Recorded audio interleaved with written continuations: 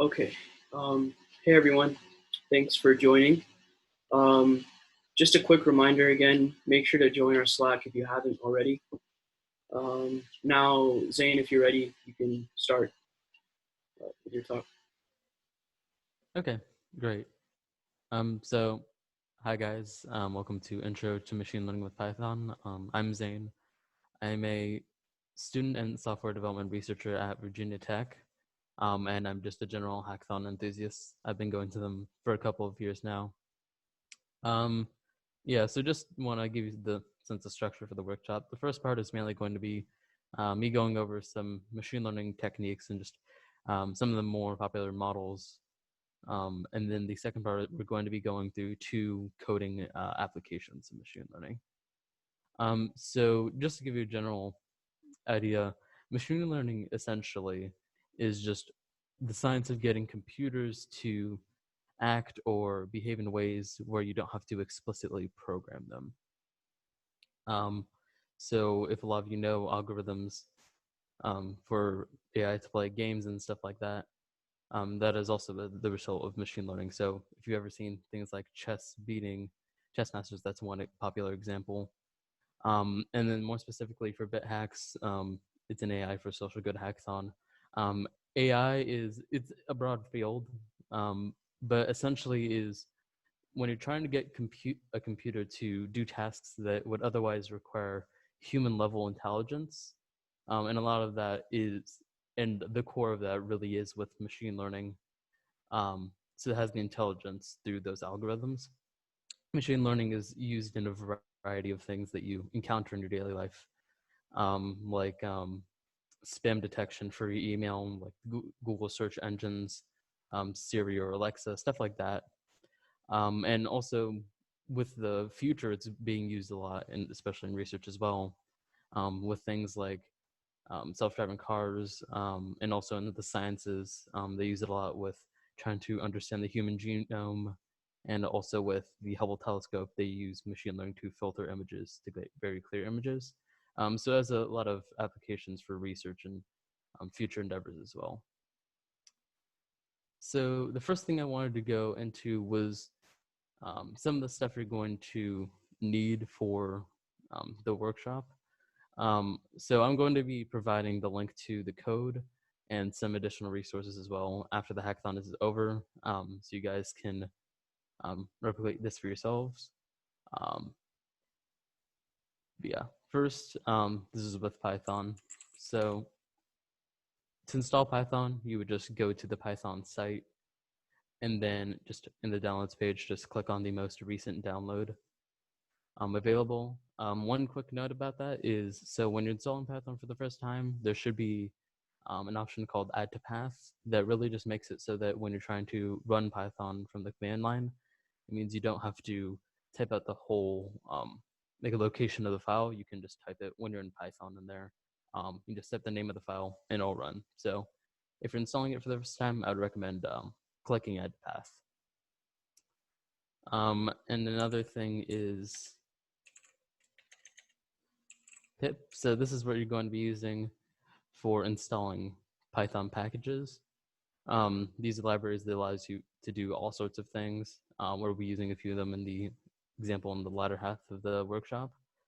If you're installing Python, pip is already installed by default. So yeah, this is what you would use to install packages. Yeah, and next I'm going to be going over just a quick way to install something with the pip installer.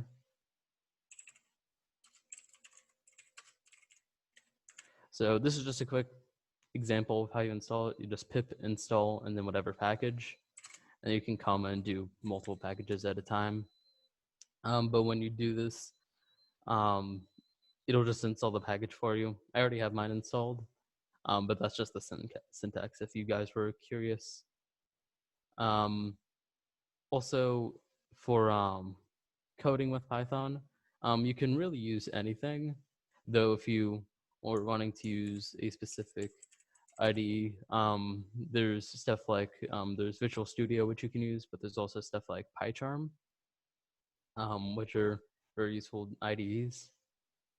And then specifically for the workshop, everything is in a Google Colab book. Just so like when I share it with you guys, it's just like a link, like a Google Drive link, essentially.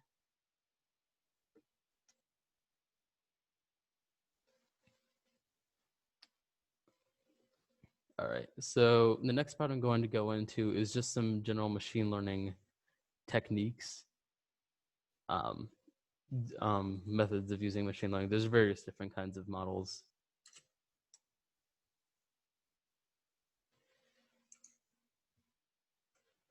But yeah, the first thing we're going to go over is decision tree. So really what decision tree is just a kind of web of decisions that are very simple. This is one of the most simple kinds of machine learning. So you can see on the left, in order to tell what the weather is like, you just ask questions based on the humidity, the temperature, um, stuff like that. And then it can lead to different conclusions. So although this is simple, it's actually used quite a bit, especially with like larger corporations. Um, Something I said before was that they're using machine learning to filter noise from Hubble telescope images. This is what they're doing to use that. It's decision tree machine learning. So even though it's simple to get into, it actually has a variety of uses in like corporations. And then linear regression. Linear regression is really just a mathematical like graphing model where you're just trying to find the relationship between your independent variable and your dependent variable. This is used a lot with things that are very data centered. So if it's something that a human could technically do, if they were just sort through all the data by hand, this is really just an automation of that process. So it can go through a huge data set all at one time. So it takes a lot less energy and time. This is used a lot in weather analysis, but also very largely in finance and business because it's so simple. You can really find the relationships between things within regression. And this is what we're going to be going over in the first section of our coding application later.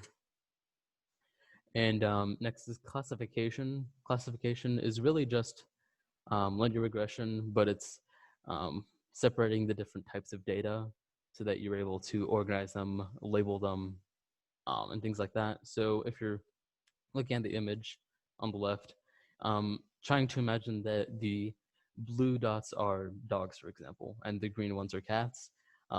When you're classifying it and you graph it out, that's how it's kind of classifying it. It's separating the dots based on images if you're doing something like computer vision.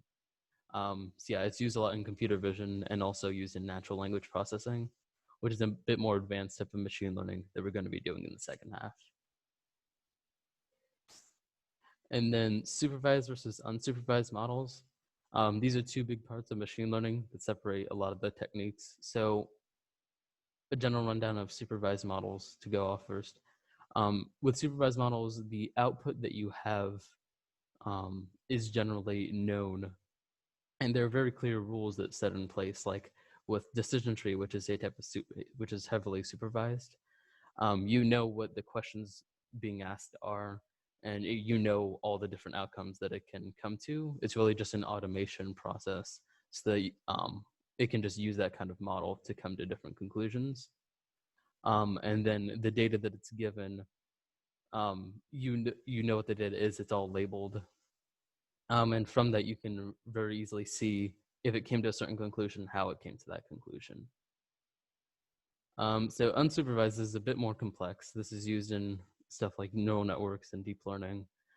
So this is where the output is unknown, right?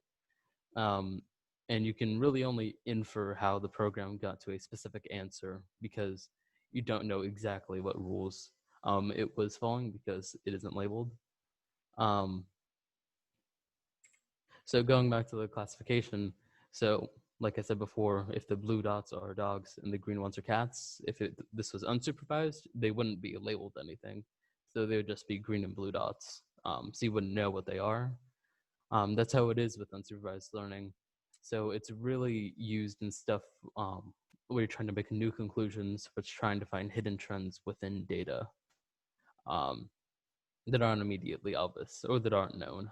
So yeah, this is used a lot in stuff like self-driving cars and natural language processing, like we're going to be doing later. Yeah, and natural language processing really is, I guess, using machine learning to analyze text. So with things like, well, specifically, we're going to be doing sentiment analysis, which is trying to find emotional patterns in text and drawing different conclusions from that. So yeah, that's what natural language processing is.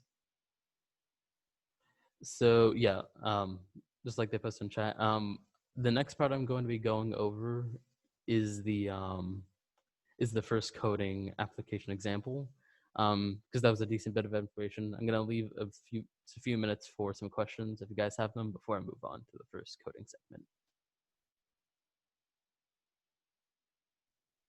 So if you guys have questions, you can either type it in the chat or unmute your mic. I have a question. Mm-hmm. So regarding linear regression, I searched up linear regression like a few days ago, and I also saw autoregressive models, and I was kind of confused on like what was the difference between the two. Between linear regression and autoregressive models? Yeah. Yeah, so I haven't used autoregressive models that much, but really they're trying to it's, if you were to look at one, it'd be a lot more jumpy. It looked like basically a signal, if you're looking at it that way, and that's what they're used a lot in, is signal processing. So yeah, it's really just it's like linear regression, but you're trying to model it based on different time steps. Oh, like time series data? Yeah, like that. So Okay. if you were to do that, that's why it's used in a lot in signals. So it's very like staticky, the way it looks. Okay. Thank you.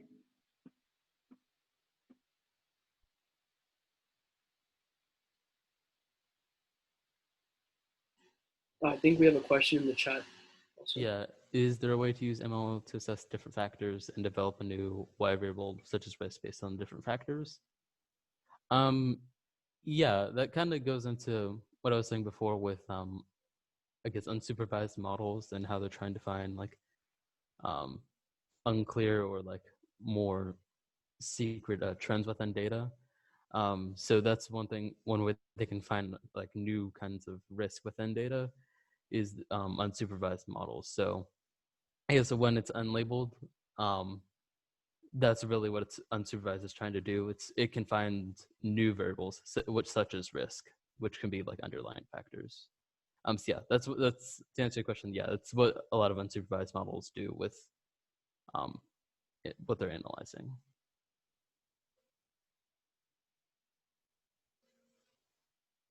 Yeah, so I had one question. So what about like reinforcement learning? Like, what is that usually? So what are some like use cases for that, or where is that used? In reinforcement learning, so that's something I haven't used a ton. Yeah, I haven't used it a ton. So you can do also your own research on that. One thing I've found, not necessarily that, so I'm not sure of any huge business applications, but if any of you have played like games and stuff, for example, if you ever used, this is kind of off the top of my head example, but like amiibos in Super Smash Brothers, basically, I know how they work. They really just, if you, they go to the highest CPU level as you train them. So they're really no different than a CPU. But one thing they do have is, so if you use a specific move over and over again, they tend to use that move a lot more than an amoeba who's trained differently. So that's one kind of application of reinforcement learning is basically rewarding it for doing good things and punishing it for doing bad things. And this can also connect with stuff you do in your daily life, right? So if you have a dog, like you would give them a treat for doing something good and, a penalty for doing something bad. This also connects with stuff in real life as well. It's not just limited to machine learning. So yeah, I don't know a ton about like the business applications of that, but there's a lot of ways it's used in real life that you could apply it to specific Okay, thanks. problems.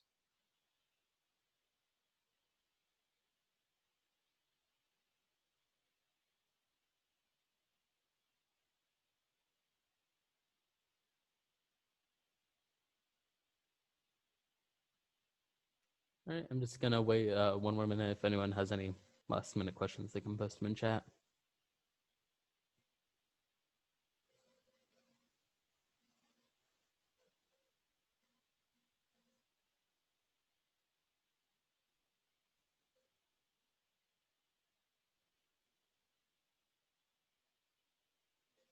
All right, so if no one has any other questions, I'm gonna go on to the first coding example.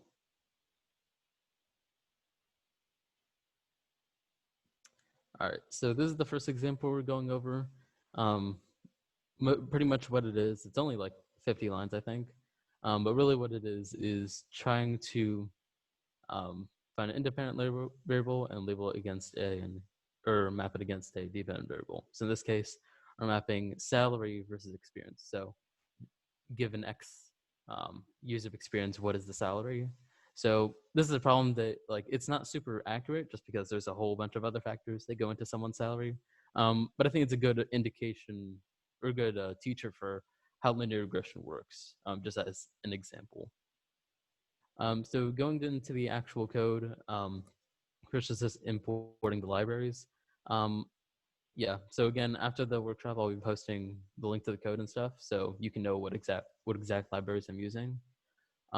Just one quick note, if you've never used Python before, this as right here, it's just like whenever you're using that package, you don't have to spell out the whole thing. You can just have it with an abbreviation whenever you use it. So that's just importing the packages. The next portion is importing the dataset. I'll also be providing the dataset for this. And then you're just mapping what's in the dataset to X and Y variables into like lists. And then this is where you split the dataset. This is from sklearn. Sklearn is used, I use it a lot in machine learning, especially for splitting data. So the biggest application of that is, so if you're trying to train your model and then you're trying to test it out to see if it works, you don't want to have like two different data sets. So what you can do is just have one larger data set and you can split it in half or however you want. So you can have one to train on and then one to test it on. So you're not training and testing on the same data set. So you can see how accurate it actually is. And yeah, this next part, it just uses linear regression. So the pandas package already has built-in linear regression method. So that's very good, especially in a hackathon setting where you might not have a huge amount of time to develop these things like from scratch. Especially with stuff that uses deep learning. There's pre-built stuff out there, so you don't have to build it all from scratch. You can pretty much just use them, and then you just fit the linear regressive model to your the specific data that you're using. And then this is where you're predicting what the result is going to be, just regressor.predict, which predict is just an inbuilt function from the packages. Oh, and one question I previously had when I've done this is, why is this y predict and this x test? So just clarifying, it's really just when you're mapping it out, you want to get the salary based on the years of experience. So that's why you're testing on one variable and then predicting on another. It's because you're trying to get a prediction on one thing based on another thing. So just quick clarification. And then this is using matplotlib. So basically, this just controls things like what type of plotting, the color, labeling the data. stuff like that. So when review here, again, it's pretty simplistic, but it's a good showing of linear regression and how simple it can be. So yeah, it just maps years of experience and then maps the different data points of the salary. So yeah, like I previously mentioned, linear regression is used a lot in like stuff like financial data and stuff like weather analysis. And then when you're doing those things, you have like a huge data set that's like thousands of entries large. So yeah, this it just shows that you can do something like this, but it doesn't require a huge amount of time. Like half of this or a third of this is really just plotting it. But the majority of it isn't super long. So this is a very good introduction to these kinds of concepts. And then yeah, so before I move on to the next segment, I'm just going to give some time for a few questions if people have any. The next segment, we're going to be going over a corpus of tweets, and we're going to be using sentiment analysis to analyze emotional patterns within them. So yeah, before we go into that, I just want to give time for any questions. Oh yeah, I had one question. So, what are the main differences between softwares like NLTK and sklearn, and especially for people who are just who are beginners with like machine learning? Do you have any recommendation? Yeah, so it really just depends on what you're trying to do.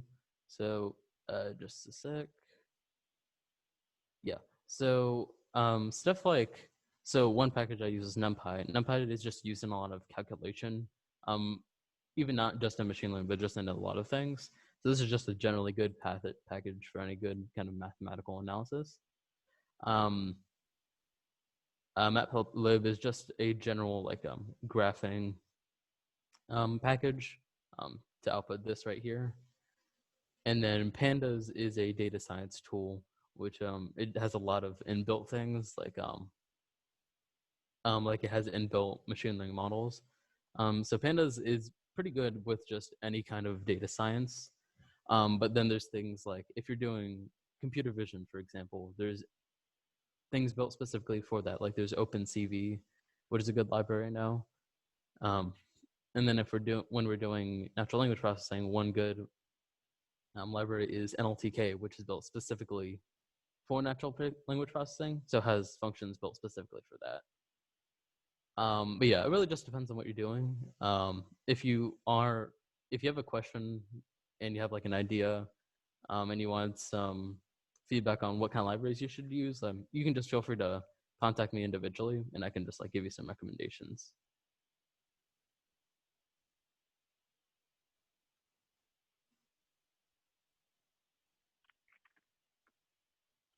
I had another question. Mm-hmm. So I think you mentioned like on the next slide that you're going to review over like how to analyze your data. So is there a way for linear regression that we can check the accuracy?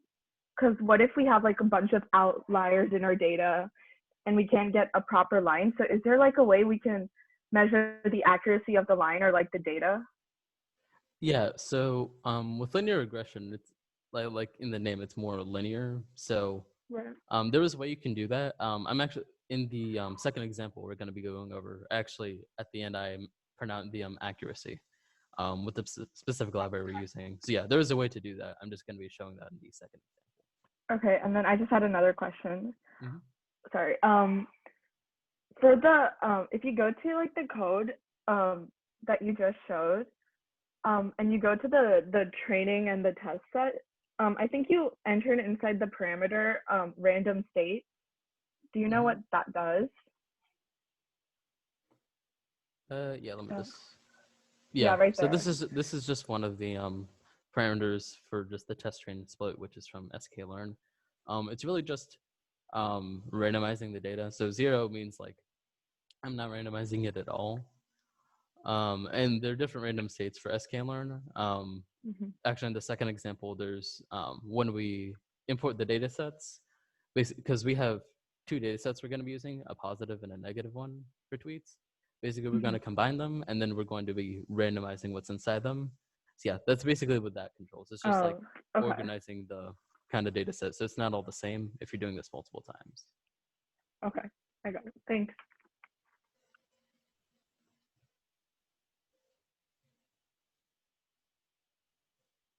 Okay, so one question is, how did you learn how to create data science projects? What's the best way to learn how to create machine learning models and implement them in programs? So I guess like the biggest thing for that for me is just hackathons. Like when I went through my first hackathon, like I didn't know how to do machine learning stuff like super well. A lot of the times you can learn these things on your own, especially one resource, which is sites like Kaggle and just other GitHub stuff has stuff dedicated to machine learning, and they have like Jupyter notebooks for specific with code on specific things that you can look at and see how it, like the structure of it. So that's good, but hackathons I feel provide just like, since you have a time frame and you're making something, I think it's a very good way to just teach you a lot of stuff in a short amount of time, especially if there's like minor questions you have while you're doing it. Those are things that you figure out when you do a hackathon. So my biggest answer to that would be just online communities. Yeah, stuff like you can take online courses, like Coursera is a good one. You can take courses on there. But yeah, for me, hackathons were probably the biggest thing for like larger experiences, especially when you're doing stuff like importing it or using it in like an actual working app and stuff. Hackathons were a great way for me to learn.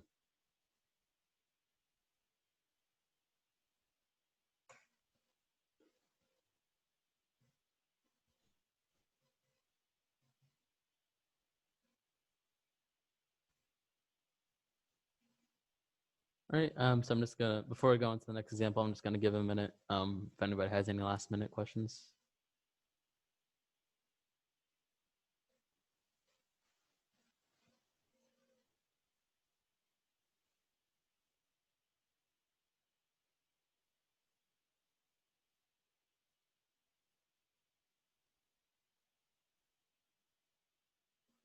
All right, so if no one has any questions, I'm just gonna go on to the second example.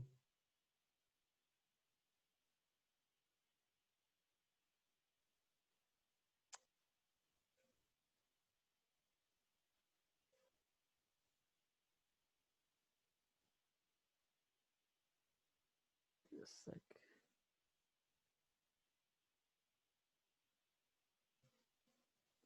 All right, so this is the second example we're going over. Again, we're going to be analyzing tweets using sentiment analysis, which is a type of NLP, to basically find emotional patterns within that text. So yeah, this is what I'm using. Yeah, so just the first thing here, word net lematizer. Quick explanation of what lemmatization is. It's basically finding the root word of a word. So like things like run or ran or running, like those are all basically the same word. So really just make sure that they're all treated the same just based on the lemma or the stem of the word.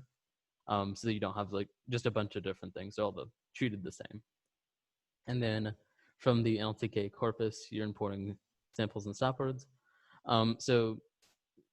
If you're doing a project like this, a lot of libraries, you can find data sets online, but a lot of libraries actually have inbuilt like corpuses of examples. So I believe there's also examples of like movie reviews, of Yelp reviews and stuff like that. So Twitter samples is one of them. So you can look into libraries and they might have samples you can use for testing. And then stop words. These are basically what we're going to be cleaning the data with, or we're going to be cleaning from the data. Things like punctuation, like commas, periods, exclamation points, that aren't really necessary. We're just going to clean it out. So when we feed it into our model, it's just going to be clean text that's going through there without those things. And then import POS tag, that's just part of speech. So things like nouns, verbs, adjectives, stuff like that. So we're going to be tagging words with those. And then tokenization, that's really just separating the individual words So you can manipulate them individually or in groups based on their tag and stuff. And then import frequent distribution, classify naive Bayes classifier. So like I mentioned before, classification, basically trying to organize and split the data so it can tell them apart. That's what we're doing here, but instead of things like dots or like images, we're using words. And then naive Bayes classifier. Naive Bayes is a type of machine learning algorithm that's unsupervised. It's like a whole spiel I get on that, but it's really just based on intuition and yeah, it's unsupervised, so it's not set in stone. So yeah, luckily NLTK has an inbuilt function for that that you can just use. And then import restring random. Those are just inbuilt Python functions. So the first part of what we're going to be doing is removing the noise. So like I said, we need to remove it so that we're basically just having clean text. So then we just have a clean tokens list, and this might look a little scary at first, but really what this is a URL regex. So basically, all these letters just account for different possibilities for what something could be. So basically, it can account or it can recognize things as being URLs. So it's not confusing anything. But also, if say your model it's really specific or it only works with something like an HTTP protocol, so it matters whether it's HTTPS or not. This is also where you can see that. Yeah, so that's really what that's for, is recognizing URLs. And then the next part is just the part of speech tagging, so just tagging things with noun, verb, and adjective. When you separate them, and then you're doing the lemmatization. We're just again finding the root word of a core word, so they're all treated the same. And then this is the actual cleaning tokens of things like stop words. So you just clean them things like punctuation and stuff like that, and then you append them to the clean tokens list. And then for this part, yeah, this part right here. So if underscore name equals underscore main, this is something not specifically used in machine learning, but it's just generally useful. So if you're importing this as just as a script to use in something else, this basically controls whether you can just only if a part of the script only runs if you run the script directly, not if it's just imported. So this is just generally useful, especially when testing, so you can control what's running at what time. So yeah, just the positive and negative tweets, we're just taking this from the corpus from NLTK. And Twitter sample strings, this is just a random string I found. It can be anything. That's just the one I chose. And yeah, just make sure the stop words are the English variation. And yeah, you're just setting the lists and you're tokenizing what's inside of those JSON files. And then using the methods or the functions we made before, we're removing the noise from those positive and negative lists. So we have clean text. And we're just appending the clean text to those positive and negative lists. Yeah, and then this is just a frequent distribution. So if you're kind of graphing it, if you want to see like, oh, if how many times are specific, or what's the most used words within this text, you can find that out. So I think we find the 10 most used. And this is especially useful if you're inputting a large database or a large thing like a book or a website. And then, yeah, and then this is the part I mentioned before to a previous question where you're just combining the data sets and then just shuffling them so that it's not all positive and then all negative. And then you just train and test the data. The syntax is different just because this is NLTK and not pandas. Yeah, you're doing the same thing. We're just splitting it in half, training on one half, and then testing on another. And then when you're actually printing it, this is just an example, and then classify.accuracy. this is a method you would use to find like the actual accuracy of what you're doing. The accuracy for this is pretty high just because it's a small data set and there aren't too many like other variables. So that's why it's high. But usually it'll be like pretty low, but that's like standard for like something that's higher level. And yeah, this is just a example just from like a sentence, just giving it. Yeah, and then you just print it out, and then we're using the graph. We're just graphing it out. Yeah. So this is just a frequency distribution. It's not there's not too much variation just because it's just a sentence I put in. But it'd be a lot different if you're using something like a website or a book. And then this is the actual accuracy. So like I said, it's high just because we have a very small data set. And yeah, these are the actual positive, negative values. Yeah, just based on the LTK corpus that we're taking those values from. So I've seen this kind of, I guess, the method of analyzing sentiment within text used in a lot of things. Like people, one project I've seen is trying to find like emotional patterns of tweets from different communities. So it's like a sports community versus like a gaming community. They try and make conclusions based on that and do different things. So this has sentiment analysis has a wide variety of uses in hackathon projects, especially since like using NLTK, which has like pre-built unsupervised models, so you don't have to make them yourself again. Yeah, so those are the main two applications in machine learning I wanted to go over. So I'm gonna leave a minute or two for some questions, and I was just going to go over one last thing, just about projects in general with AI and machine learning. Just some tips I had, and then after that, I'll just leave it free for whatever questions you guys have. So yeah, I'll just leave time for a few questions right now. What resources did you say you were gonna send over again? Yeah, so because these are like Google Colab books, so I'm really just going to provide like a text file that has links to the code, the data set I was using, and different resources for learning machine learning. So like I have links to Kaggle, some very resources explaining specific concepts that I think are good explanations. So like a few Reddit posts, and yeah, some things like that you can learn machine learning for. And I'll be going over a few resources now after these questions. Can you recommend any websites where you can obtain large amounts of real life data? So there's a lot of websites out there. It also depends on what exactly you're doing. So one example is at a previous hackathon, someone wanted a lot of educational like diversity data. So there's a specific website for that has just a bunch of statistics on education demographics.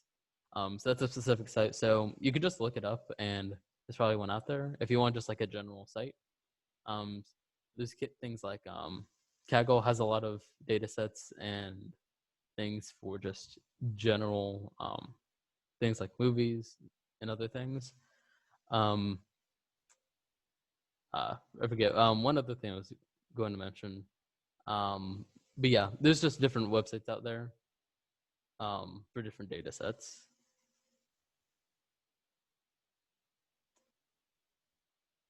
Is there a specific MLM method that would help you figure out how to weigh different factors? So it really just depends on what you're trying to weigh, and more importantly, what kind of conclusion you're trying to come to. Especially if like that conclusion is known, because like with supervised, it's a known conclusion. So it's really more of an automation of processes. Whereas in unsupervised, you're trying to find like hidden kinds of things. So yeah, weighing different factors. So really, if this would be more so deep learning. So just going over different kinds of data sets, analyzing them, and finding common kinds of threads between them to draw a conclusion based off multiple kinds of data. Stuff like that is more so deep learning. So yeah, it's just general deep learning depending on what exactly you're doing.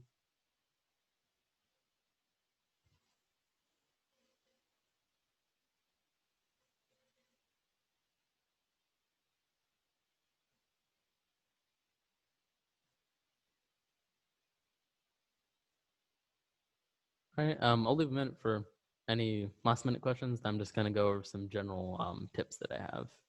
And then after that, I'll just have a extended period for just general questions.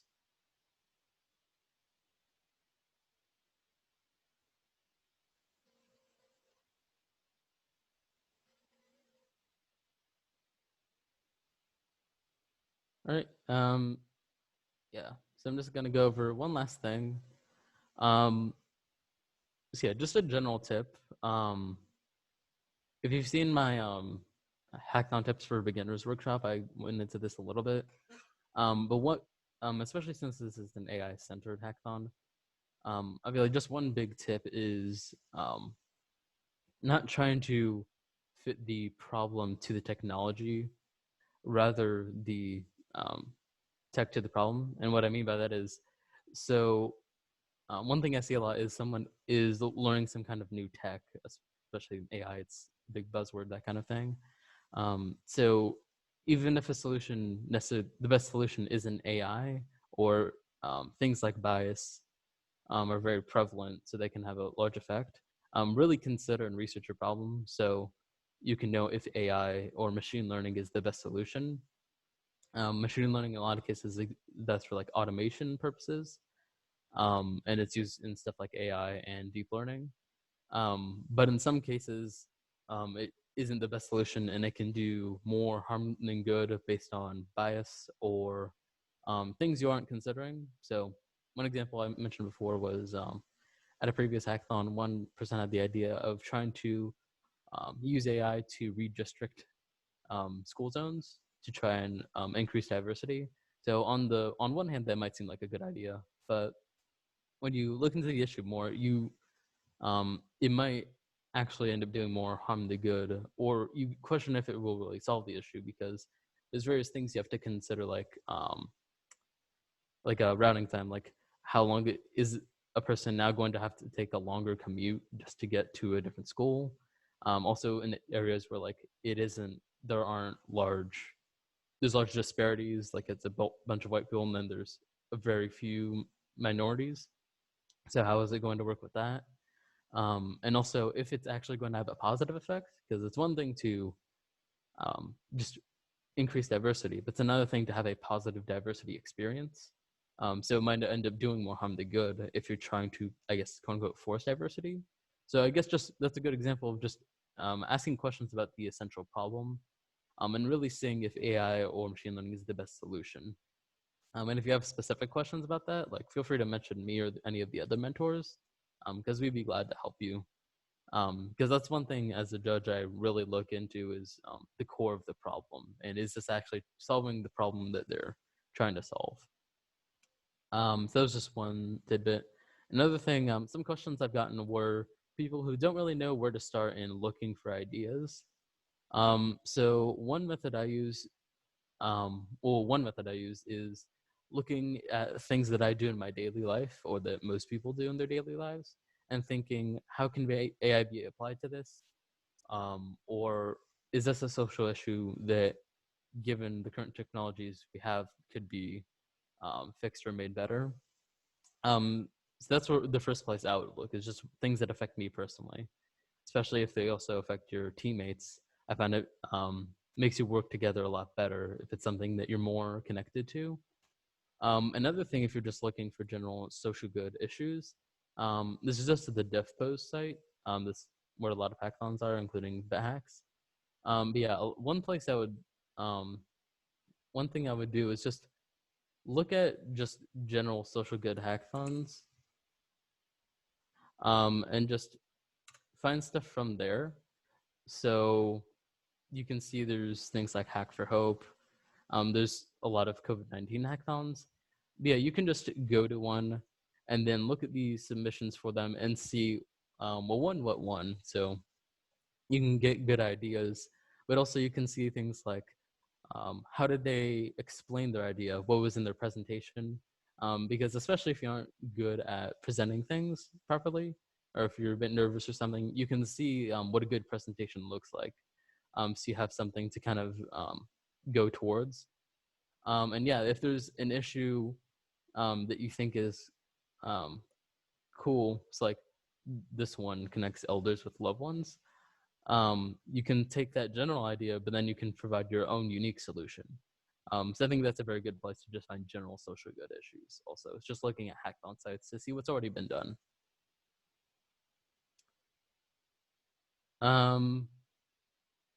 Yeah, so that was the bulk of the workshop I wanted to give. So yeah, I'm just gonna leave a few minutes just for any general questions, either if it's about machine learning, just your project, or if it's about me and my work. So yeah, I'm just gonna leave a few minutes for that, but thank you all for coming. And yeah, just stick around if you have any more questions. I'd be free to answer them.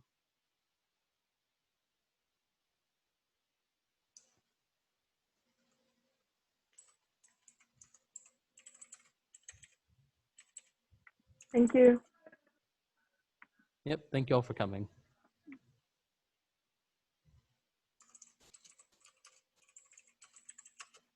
Yeah, I was just wondering what work, or if you could just give a few examples as to what exactly you've done in terms of like project-wise for past hackathons, if any of those relate to machine learning. Yeah, well, I guess like one like more, I guess the most recent hackathon I've actually like, attended as a participant was BitHacks, mostly just because it was at my own university. Um, yeah, at that hackathon we won first place in machine learning there. And so what our project idea was, so firstly we wanted to look for an idea that we all thought need to be solved, and that we all kind of connected to. And a lot of the people on my team were sort of business-minded people. Um, and one thing that we've all seen is, so market research is just research into your specific area of work. What's the best area for that work? How is it growing? Is it a good time to get into it? Stuff like that. So one thing about that is that it requires a lot of time and energy. So like when we visualized it, like half of it was just general research, and some other kinds of research. And then a large portion of it was calls, just like actually just calling people. Um, so really just half of it, in our eyes, could be automated. So especially if it affects people from underrepresented groups, because we don't have access to resources or money to kind of do market research. So that prevents a lot of small business owners from growing their business or even just creating a business. So yeah, we were automating that process. What we really did was it basically created a wrapper to the Google search engine, to where we got their search results, and then we performed natural language processing on the content of those search results. And then from there, we were able to find the most important things from those searches and then conduct new searches just thousands of times over. And we were able to basically create a document. Usually, market research papers can be up to 50 pages long. They're very large. They can take up to like 3 months to make. We create a 3-page document just with very condensed, basically the most informative data, including visualizations and stuff. And basically we turned that into an app. So basically, the example we did was long distance driving. So when you would put that in, you would see things, and it would tell where you are based on your IP address. So it could see, okay, in your area, this is what that market is like. These are popular companies. These are how they've been doing. So and I think it was like a 70% upward trend at the time. So yeah, from there we could really see like if this is a good market to get into. So yeah, that's basically what we did. And yeah, I use machine learning stuff also at my job as a software developer and researcher. Um, and yeah, I just use it in hackathons as well. Yeah, that's super cool. I think there's a couple of questions in the chat. Sure. So how long does the general ML problem take from planning to gathering data to training and optimizing the model? It really depends on just how in-depth you can go with it, or you want to go with it. So the first example we coded was linear regression, saying seeing the potential salary based on experience in the field. So that wasn't a super refined solution just because there's a lot of other factors. So that was something I created just to show linear regression as a process. But you can take that and you can use a deep learning or neural network system to have a heavily refined and more accurate answer. So it really just depends on how in depth you want to go with it. Hackathon. So BitHacks, from my understanding, is around a week long. And then like a lot of hackathons I've gone to are around 24 to 36 hours long. So I have to create a quicker kind of solution. But with a whole week, you can go very in depth with it if you wanted to. Yeah, it really is just limited to how far you want to go with a specific problem, because you can take it from just short term to very long term, because these problems are very broad.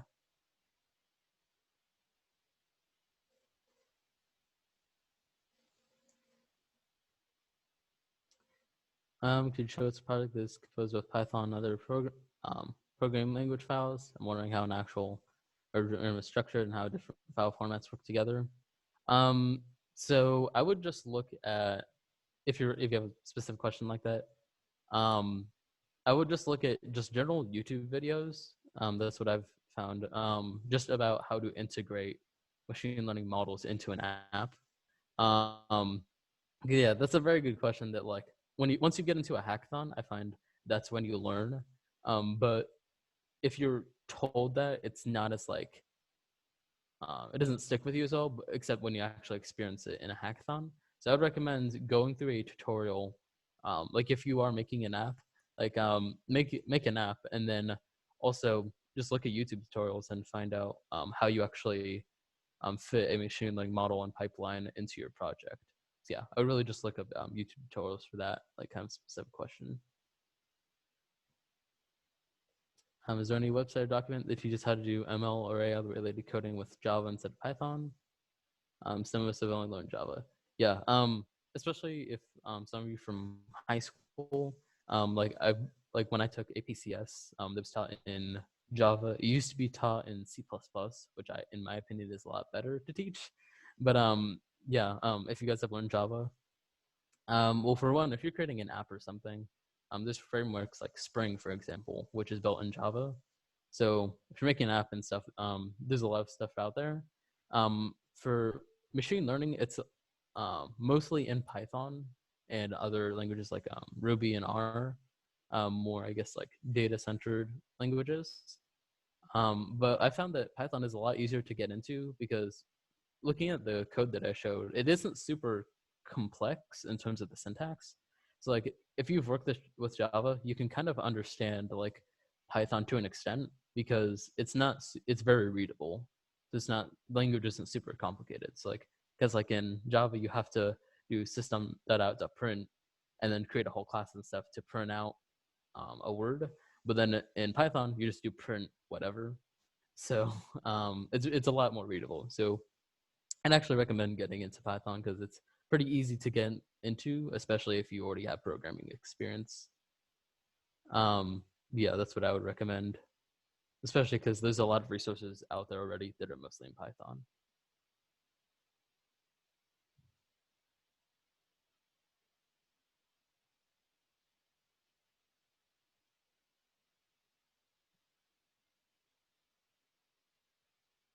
Yeah, I'm gonna stay on for a few more minutes. If anybody has any other questions, just feel free to ask anything, really.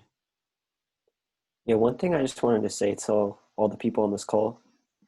So The project submission deadline is at 9 a.m. Pacific Standard Time on Friday, so on June 26th, and it's currently 6 p.m. right now.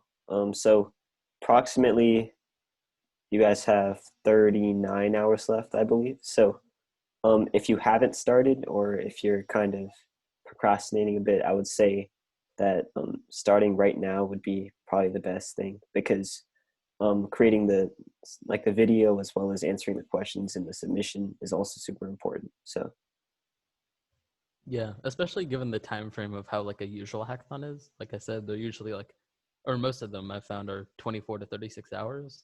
So I guess given that time frame, you have around that amount of time to work. So yeah, I'd recommend just getting started on the actual work right now. Yeah, like you said, especially since you have like a video to make. I think, yeah, it's at, let me check one more time to make sure. Yep, it says 9 a.m. Pacific Standard Time. So, yeah. Yeah, and this is in Pacific Standard Time, so if you're in a different time zone, then it might be different. But just make sure you know when 9 a.m. Pacific time is in your time zone, so you don't miss the deadline.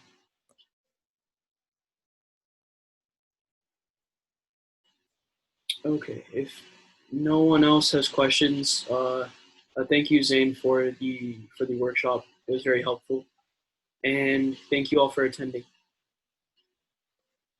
Yep, no problem. Especially as a judge, I really look forward to seeing what kind of stuff you make. And I'm excited to judge it. So again, thanks you all for coming. And good luck on your projects.